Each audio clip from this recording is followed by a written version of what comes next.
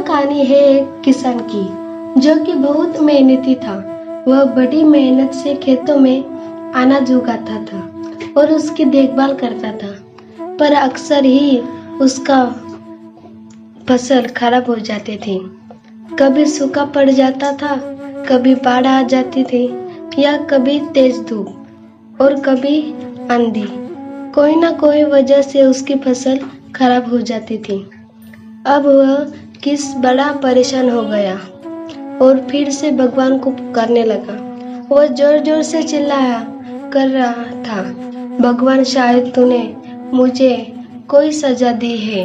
तभी ऊपर से आवाज आई कि मैंने तुम्हें कोई सजा नहीं दी, बल्कि इसकी जिम्मेदार तो तुम खुद हो।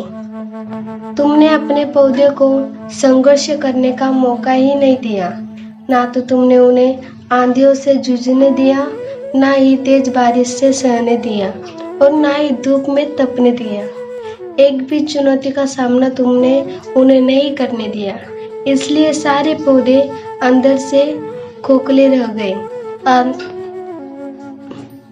जब आंधी, तूफान, तेज बारिश और धूप पड़ती है, तभी यह पौधे संघर्ष करते हैं और इसी संघर्ष से ताकत पैदा होती है, जिसमें पावर होता है, एनर्जी होती है, और इसी संघर्ष में गेहूं का दाना बनता है। तूने उन्हें बुरे वक्त से गुजरते नहीं दिया। जहाँ उनका बनावट होता, सारी बालियां इसलिए खोखली रह गई क्योंकि तुमने अपने पौधे को संघर्ष कराया ही नहीं। सेम यही चीज दोस्तों हमारे साथ भी होती है। इसी कहानी से हमें यह सीख मिलती है कि बुरा वक्त जो होता है, जिसे लोग संघर्ष कहते हैं, स्ट्रगल कहते हैं, यही से एक इंसान की तरक्की होती है। आपको पता होगा कि जब आप एक डायरेक्टर कोई मूवी बनाता है तो डायरेक्टर सबसे डिफिकल्ट रोल अपने बेस्ट एक्टर को देता है।